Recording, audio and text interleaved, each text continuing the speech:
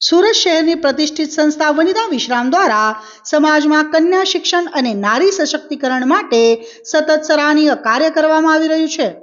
તારીખ 21 જાન્યુઆરી 2026 બુધવારના રોજ વનિતા વિશ્રામ દ્વારા બેટી બચાઓ બેટી પઢાઓ અભિયાન અંતર્ગત એક વિશેષ જાગૃતિ કાર્યક્રમનું આયોજન કરવામાં આવ્યું હતું। આ કાર્યક્રમ અંતર્ગત વનિતા વિશ્રામ સંચાલિત વિવિધ શૈક્ષણિક સંસ્થાઓમાં વિદ્યાર્થીનીઓને કન્યા શિક્ષણનું મહત્વ સમજાવવામાં આવ્યું।